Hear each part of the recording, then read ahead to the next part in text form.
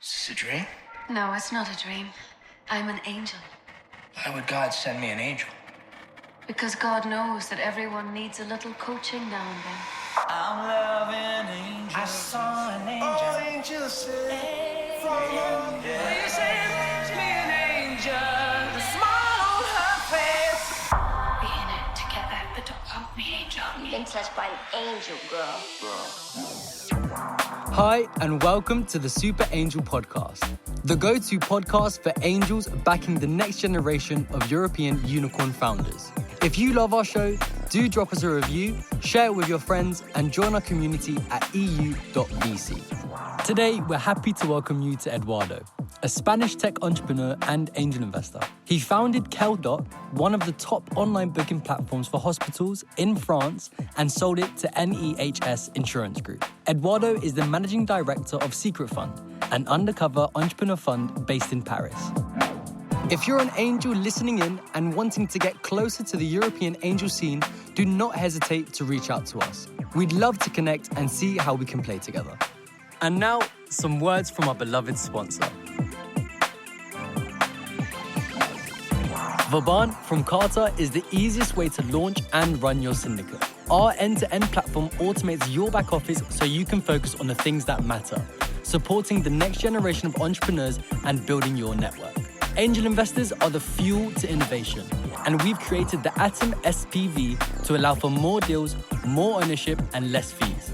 Backed by Carter, the leading fintech infrastructure company, we'll be with you all from fundraising to exit. Investors on our platform have raised over $2.5 billion in global investments for companies including Revolut, Bolt, and SpaceX.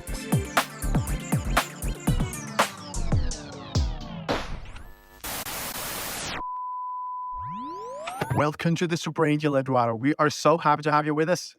Thanks for having me, guys. I'm super excited to be here. I must say I was so positively surprised. I managed to persuade you, Eduardo, to come to the pod. So I'm super excited to be getting you out of the shadows. Thanks for joining us. So let's get started. Would love to hear your story, your background, and what got you into angel investing in the first place. Sure. So I was born and raised in Spain, actually, a small town called Bilbao. I was actually surrounded by entrepreneurs. My dad was an entrepreneur. My granddad was an entrepreneur. So I actually was kind of like maybe destined to be an entrepreneur at some point in my life, but I didn't know. And so I ended up studying engineering in London, did a double diploma in France, then went into renewable energy before it was cool in 2008. And I actually got into tech, I think by the weirdest way. It was in an investment bank focused on tech. I was doing fundraising and M&A for entrepreneurs. My first deal was Captain Train that Index did in pre-seed. And I remember meeting that team and I was like, wow, these guys are amazing. I want to be like them. I want to get into this world. And that was probably how I kind of like got into this. And then after 18 months doing deals, I was like, okay, this is boring. I don't want to be a banker. And so I went on to start my first company with two co-founders, which was KelDoc, a medical booking platform in France focused on hospitals. So basically we raised funds from Alvin, Angel, scaled that to gathered about 20% of the French market. And then we sold the company to a big insurance group called NEHS. And it was at that point where, it was kind of a rough entrepreneur journey in the sense that my dad was very sick throughout the whole period. So I was weekends in Madrid in the hospital, weekdays in hospitals all over France, trying to convince hospital directors to go into the new age of medical booking appointments online. And it was tough, to be honest, because it was, the two worlds kind of blurred in. But when I sold my company, I was like, okay, I should start a new company. And then I had this chat with my mom and she was like, I don't feel you. You're not optimistic. You don't have the energy you had before you started the first one. So maybe you should do something else. And I think it was my mom that actually got me into angel investing, because at that point in time, I told myself, okay, what can I do? If I'm not going to start another company, I'm not going back to banking, that's for sure. It was then that I said, okay, I have a pile of money. I have no interest in spending it in anything flashy. So let's just put this money to work with the people I like. That's how I actually got started. And where do you get started, right? Like you decide that, and how do you get into the weeds of the ecosystem and start interacting with people? Like if you take a step back and reflect, is there anything you want to share on that note? Ever since I got into the investment banking, I started meeting founders, and I loved kind of like challenging them, helping them out in the stuff that I knew about. I think I was doing the prelude to angel investing way before I even started KelDoc. I was just helping founders out. connecting them with someone else, helping them find an employee, helping them do their deck, free help, free advice. And I think that eventually got me to getting intros from other founders and just rolled into that world. And then I couldn't stop it. I think between 2016 and 2018, which was the period I was a full-time angel investor, I must have seen 1,000 companies, and I invested in only 30 of those. I was very, very, very lucky, the one that actually triggered the investment. But yeah, I mean, it was quite natural. There was no point in time where I said, I want to be an angel investor, or I want to be like this guy who's an angel investor. I think it just gradually got into that. What changed from the first period where you then concluded, this isn't for me, this is boring, I want to start a company, to then afterwards going back to investing and saying, this is actually for me, it is actually cool? Well, I mean, I think the main difference was I was a banker, right? So I wasn't really investing the money. So I was seeing the entrepreneur. I was kind of like learning everything about the company. I was amazed about them. I really wanted to work with them. But then the deal got done, you get your fees, and then ciao. And then another founder comes and I'm like, no, I like those guys. I want to stay with them. I want to see what happens. I want to see if the company actually succeeds or not. And so it was quite frustrating. And then when I came back as an angel investor, it was completely different because I was often the first check in, and I pretty much never sold in secondary. So I was just really, really committed with the founders and on the same boat, in the sense that since I only wrote that first check, I almost never did a follow-on check. I almost always had the same vision, the same kind of like incentives that the entrepreneurs had. So to put an example, if an entrepreneur received a term sheet for 10 million at a 50 million valuation, or a 5 million at a 25 million valuation, I could actually tell the entrepreneur, take the 5 million. That's a better investor. You'll be happy. If I was doing a follow-on investment on that company, the entrepreneur would turn to me and say, yeah, of course, man, like you want the cheaper price.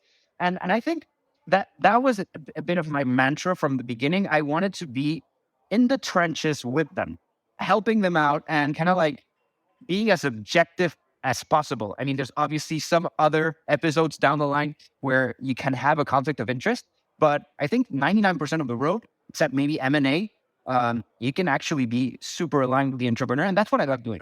And Anthony, can I pull you in on that one? Because that sounds a lot like things I've heard about your style with Cocoa. Tell me a bit about your reflections on the same model. Yeah, with Cocoa, we like that purity of the model, right? I mean, first of all, by being an angel versus a fund, right? For me, I had been a lead VC for like 8 years or so, right? Number one, the moment you're an angel investor, they're not pitching to for a term sheet, completely different conversation. We love that.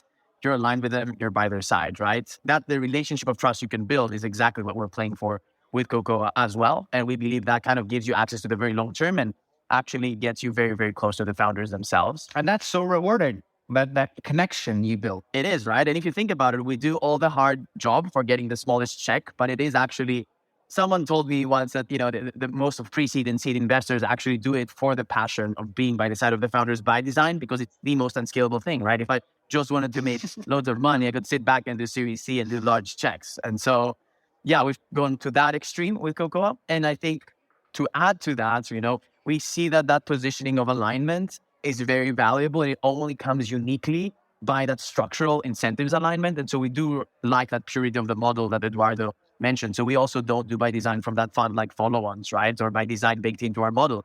I am knee deep in the VC space every day, and VC common wisdom is you do an early ticket so you can do your pro ratas afterwards, or double down when it goes well.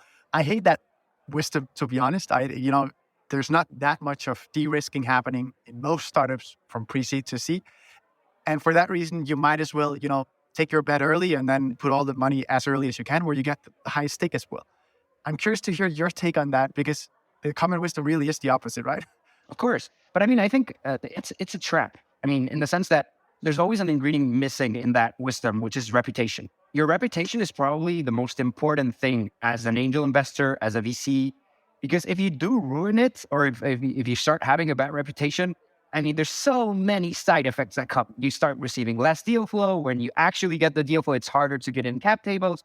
And the problem is that it is true that with absolute winners, it would make a lot of sense to kind of like double down in each and every round after your first round. I think Peter Thiel famously said his worst investment decision was not doing the Series B of Facebook, because he thought it was, too expensive and whatever.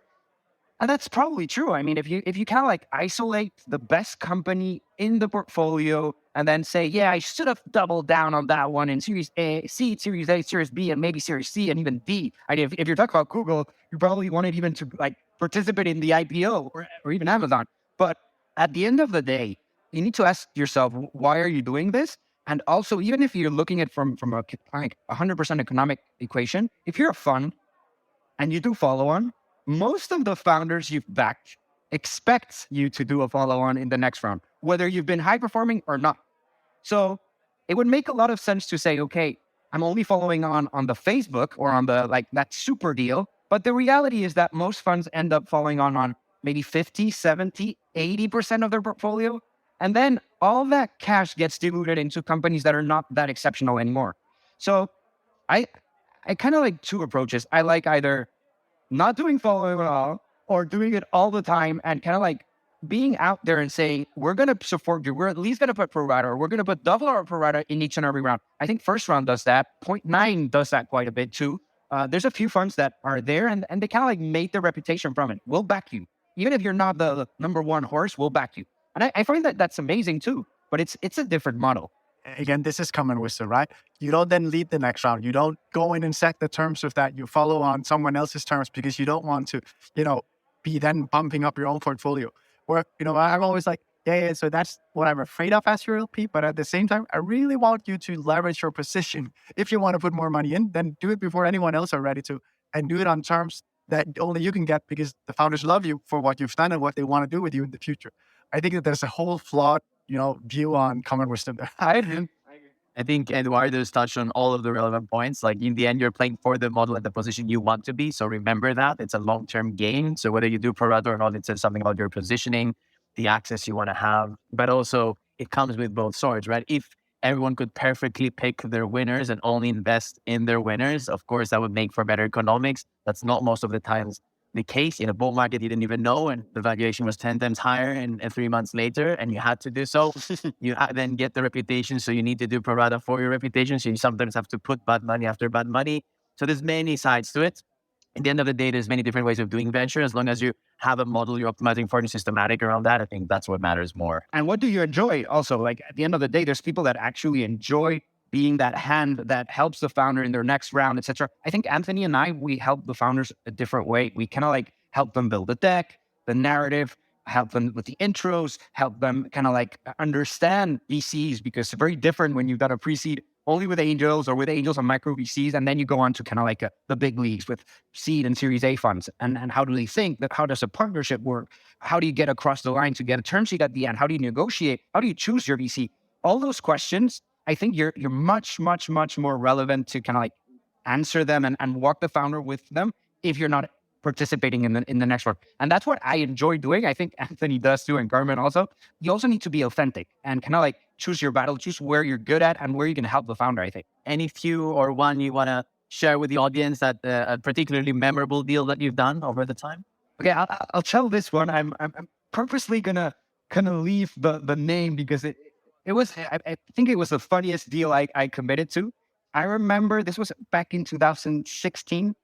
So this guy called Sasha calls me up and he was building a social app. And basically, he pings me with this graph of like 0 to 1 million users faster than Facebook, Twitter, or any other social app that was out there. And I was like, whoa, I'm intrigued. I want to know more.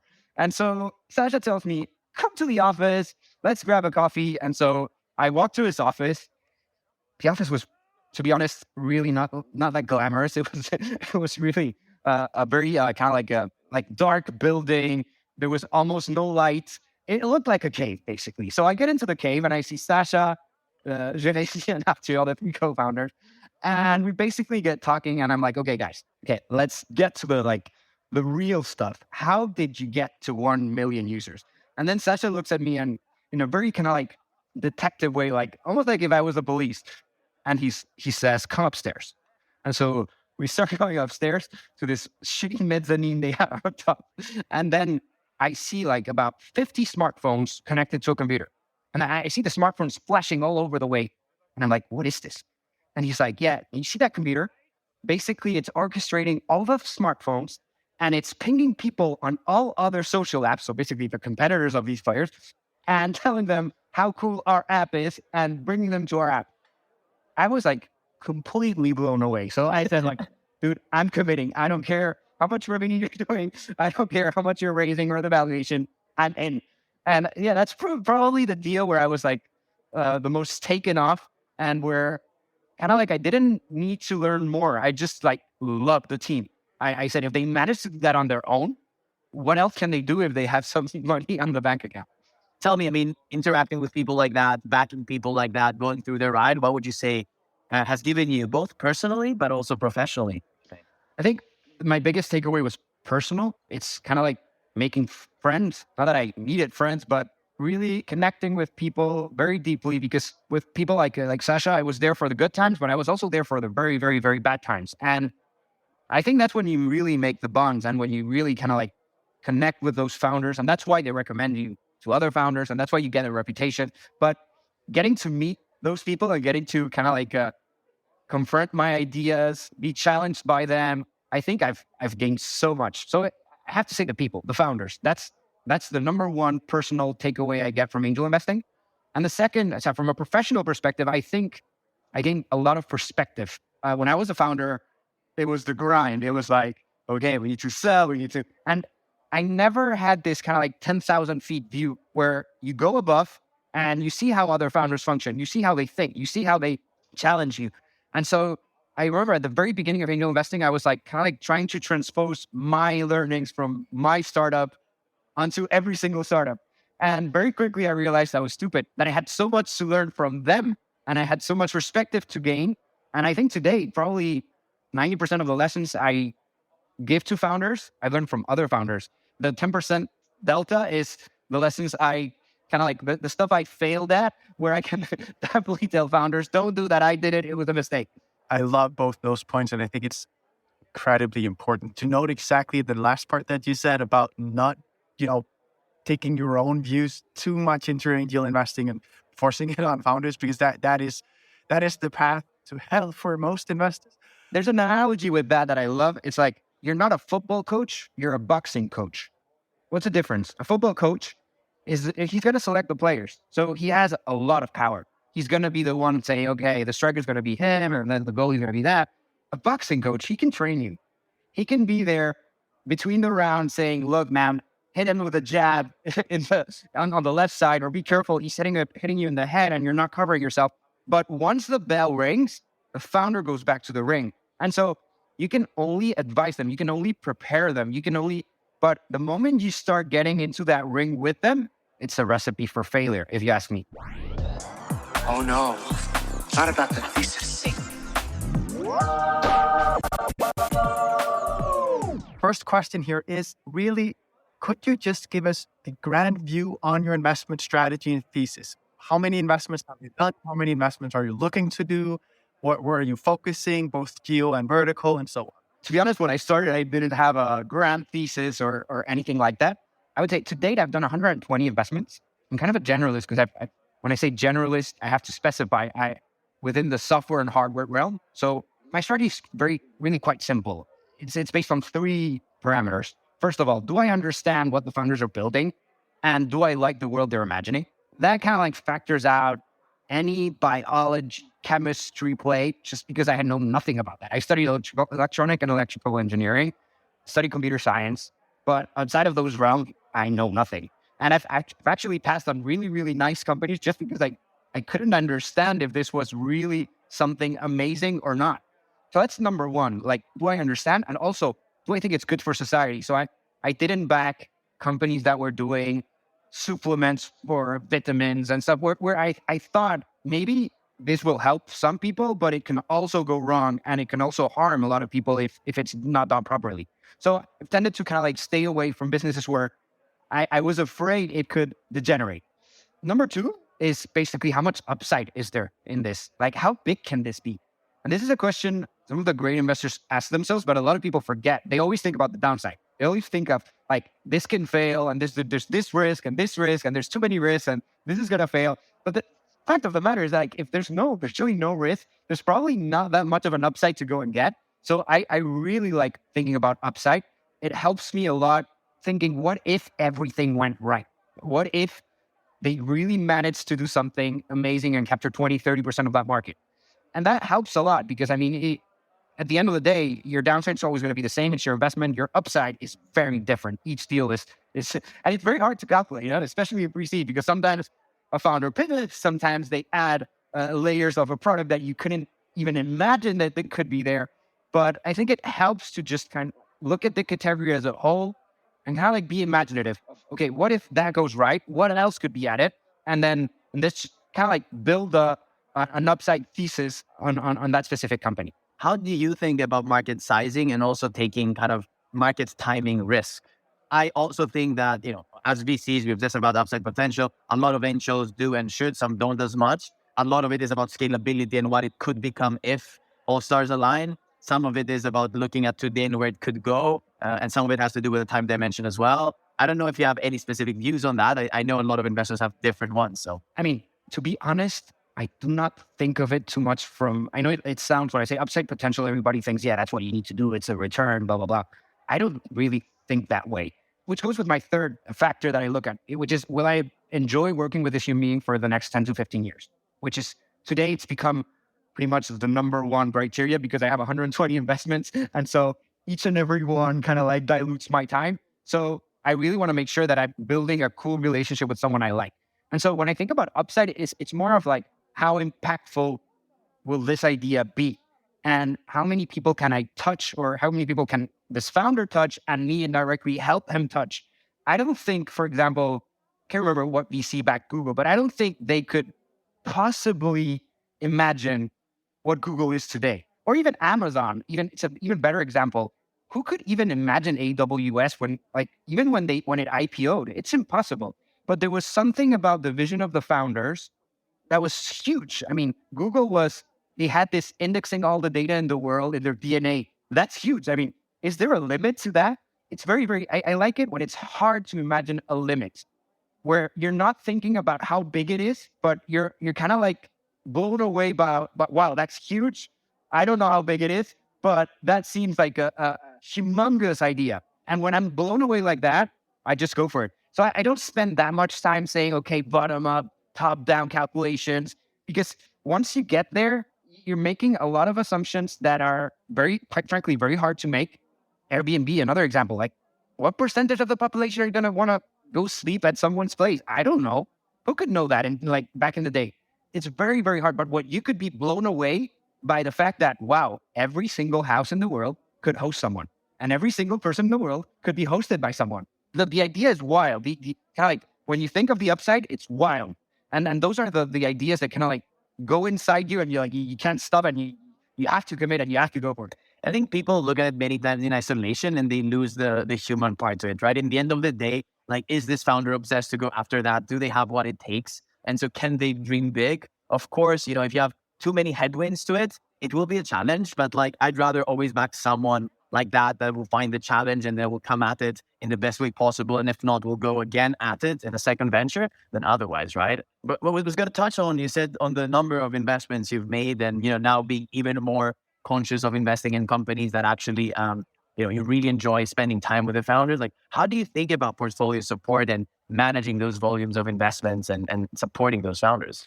There's something that has helped me quite a bit, which is I've done a few boards, but I generally never go on boards.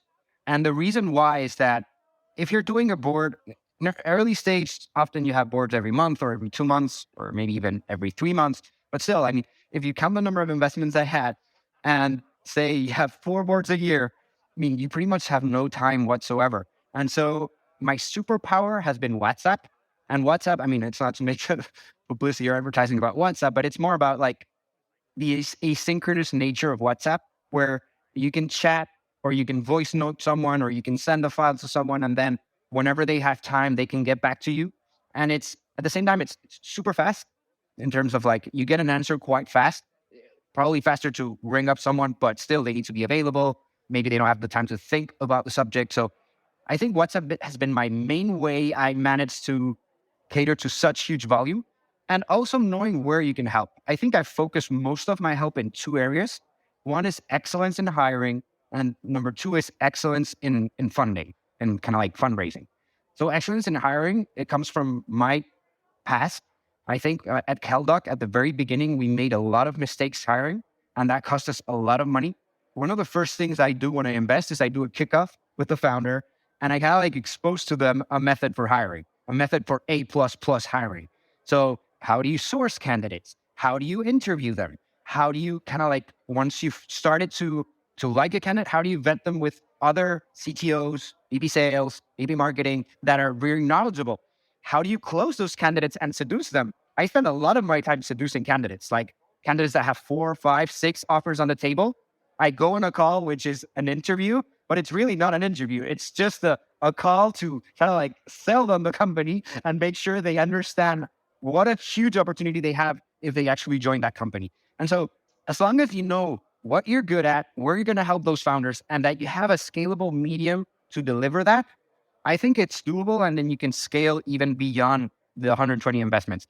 Another thing that has helped is that some of those companies have gradually either sold. I think I have about 20 companies, 21 companies where I've divested. What's funny is that a lot of the founders, some of those exits were in secondary, and a lot of those founders keep pinging me for fundraising, keep pinging me for recruitment stuff. And I'm super happy to help them because they become friends. I think the way I manage is that. And another thing I would definitely say is that along the line, I've helped so many people that when I actually ask for a favor, so let's just say I helped find a CMO for a company. So that CMO was super, super grateful.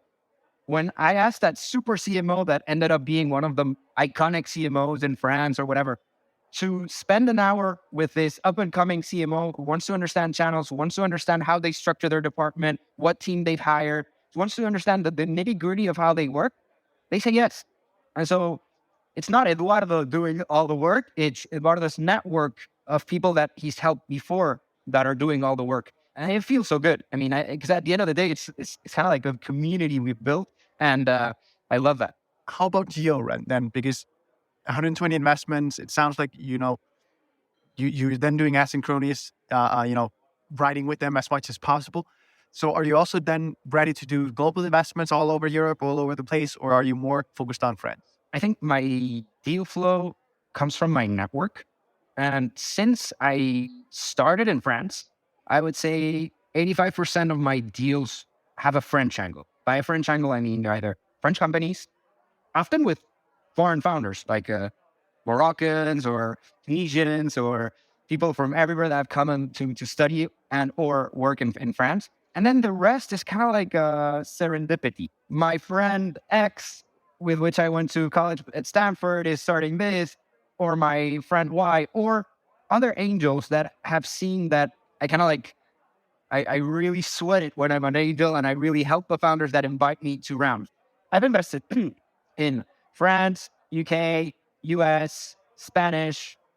I think I haven't done German. I think I was going to do German company, but there was this notary problem and I ended up not doing it. But I'm open to invest all over the world.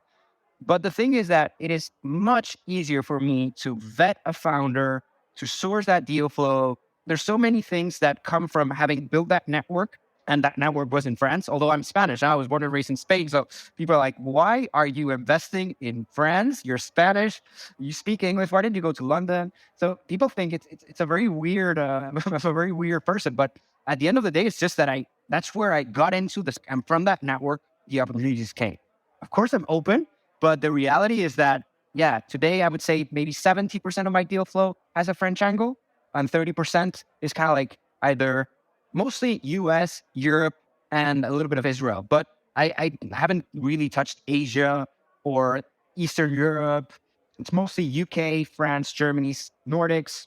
I'm very interested in Spain, actually, because I think there's a gap, a bit like in France in 2010, where there's a gap between valuations and kind of like the expectations that people have on Spain and what you actually see, the companies you actually see.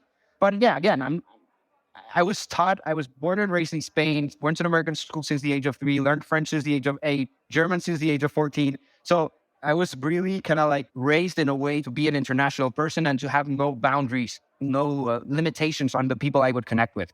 just to touch on the international point, then downstream of you. So thinking, because one of the things you really do for your portfolio companies is helping them with intros. How do you think about building that network? Because oftentimes the downstream investors to you will be international, I imagine. It's much more challenging, but the fact is that today, since I've been doing this since 2000. I was a banker in 2010, then started in 2012 as an entrepreneur, 2016 angel, 2018 I started my first fund. The main added value I've earned during that journey is that today I'm connected with most international. The US is quite an exception because there's so many funds, you just can't be connected to everyone. But the most notable ones that are investing on a global scale, I'm connected to most. So I can help them on that aspect. I think funding is not a problem. It's much harder to help them on the hiring. I can help them on the hiring methods, but in France, I have a superpower, which is I know that company is sold. So I know all these C-level profiles are going to go away. You should chat with them. And then I have these kind of like back doors to get amazing talent before anybody else. I don't have that in the US. I don't have that much in the UK. I really have that in France because I'm just connected to a lot of the ecosystem. I'm curious to hear how, because, we're building LP syndicates to allow more angels to invest into venture funds and start building their both diversification that way, but also strategic relationships via those tickets. But I'm curious to hear, how do you think about venture funds and how you work with them and also even LP investing? I would have trouble being part of a VC, of a traditional VC with Monday meetings, et cetera, because it's not my nature. I like being agile and I really like being myself with entrepreneurs. And the problem with a partnership is that you can be yourself, but then at the end of the line, the decision is taken by the partnership. So as a job, it's not for me. As an LP, I think I've only LP'd in 2 funds. One where I can't say because they're under NDA, blah, blah, blah. So it's a very prominent US fund. And one which is Fabric Ventures here in Europe, who's a fund focused on Web3. And I think I invested only because I really enjoyed talking to Max Merch, who I think is one of the most knowledgeable persons in Europe in Web3. Generally, I do not get the same satisfaction from investing, from being an LP, just because I don't really, I know it sounds hypocritical, but I don't really do this for the money or for the returns. I do this to kind of like see the future with the founders, help them build it, and then kind of like those friendships, all the stuff that they end up doing, it makes me proud and it makes me happy. And I don't get that happiness by being an LP, just because the relationship between a VC and an LP, or a GP, and an LP is very different from the relationship, I say, from my point of view, that a founder has with a VC that backs them. And I like the latter. I like the relationship of a founder and a VC or an angel. I don't like that much the relationship between a VC and an LP, a GP and an LP, where you have to be constantly saying, okay, yeah, the returns are going to be bad, and defending your portfolio lines and saying this one's going to be great or this one's going to be the fund returner. I don't like talking about how many X my investment is going to be. Nobody knows. And spending hours talking about what IRR or what MOIC you're going to have at the end, to be honest, is something that, it's important. You're an asset manager when you accept the money, and I'm not saying people shouldn't do it. I'm just saying it's terribly boring for me, and I don't like doing that. Definitely. Also, I think many angels will share your view, and especially that's also why at least personally, I'm driven to doing our LP investments very much for all the learning that's in them. But that's a completely different story, right? But just as you said with Fabric, right? They are at the forefront of Web3, and there's a lot of learning to be made there. So yeah, but I definitely get what you're saying. You out here learning more about them angels, are you?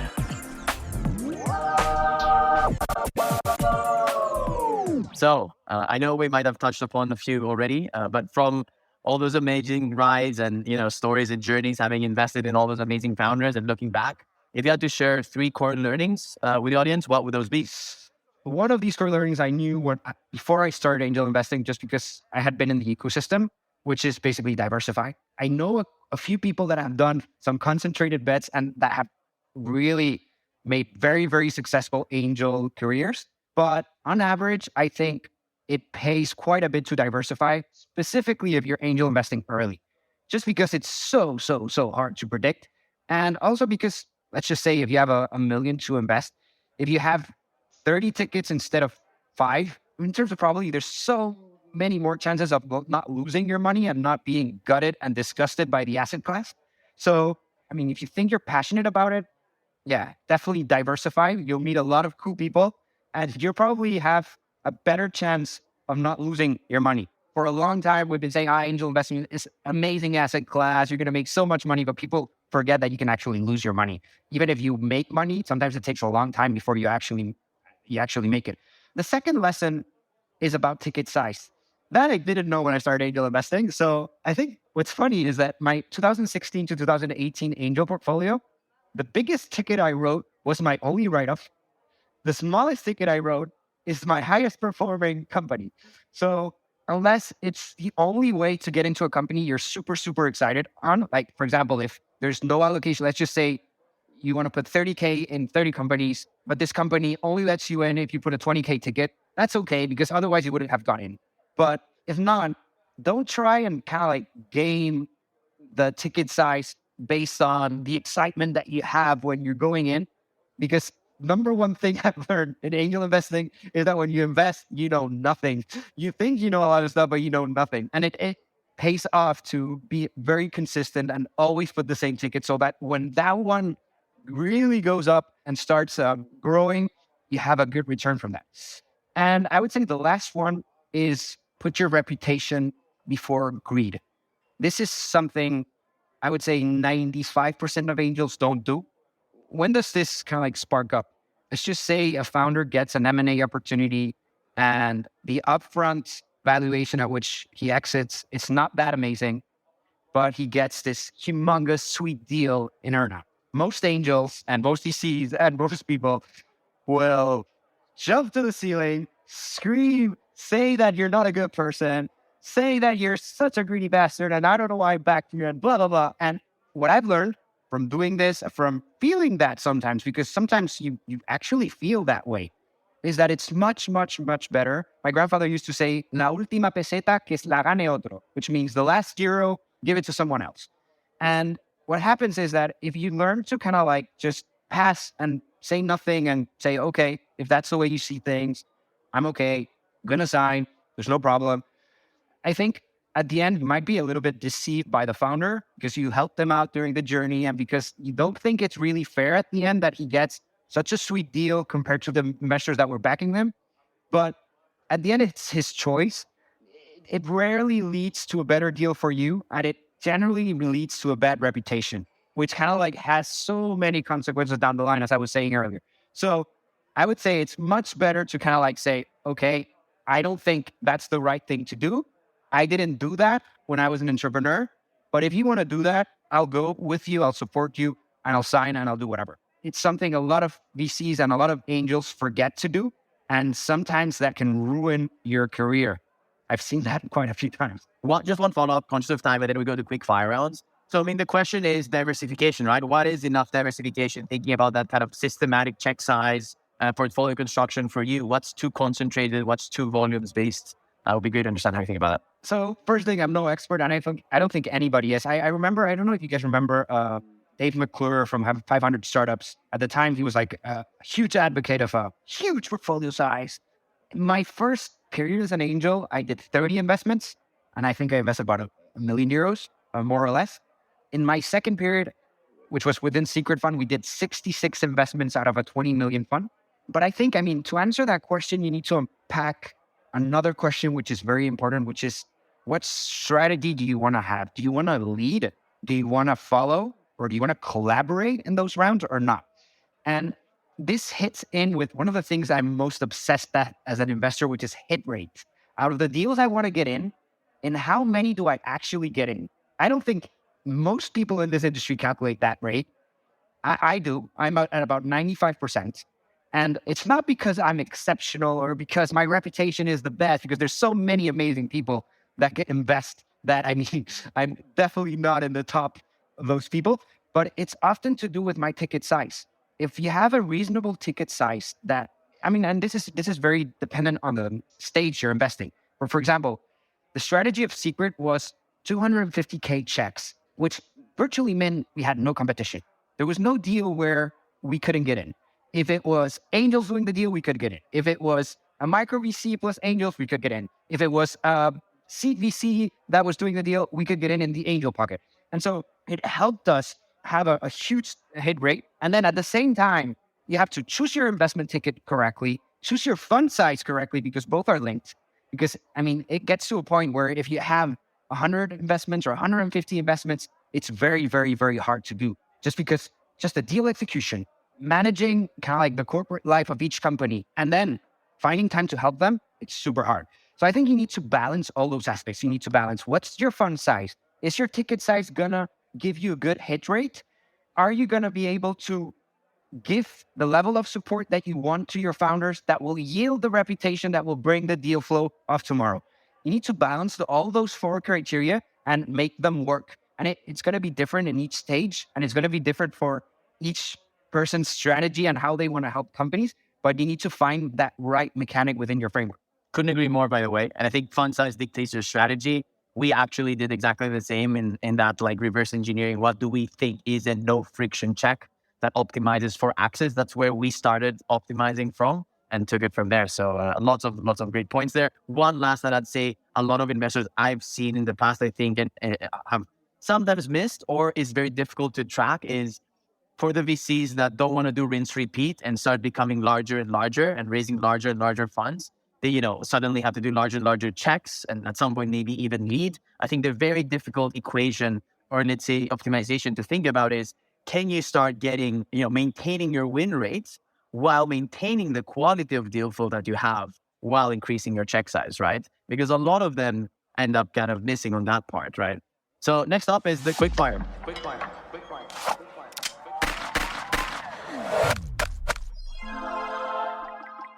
Eduardo, we have so little time left that I will rush us into the quickfire round. Are you ready for it? Yes, let's do it. First question, what's the most counterintuitive thing you've learned since you started angel investing? You know that hot deal you missed and you can't get over it?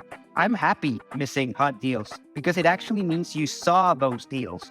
If you see amazing deals, you're 50% down the way of being a great angel investor. And that's what people don't understand. Like, most successful entrepreneurs, VCs, angels worldwide, the list, their anti-portfolio is huge. And that's the way it should be. It means that they're seeing the best deals that they're out there.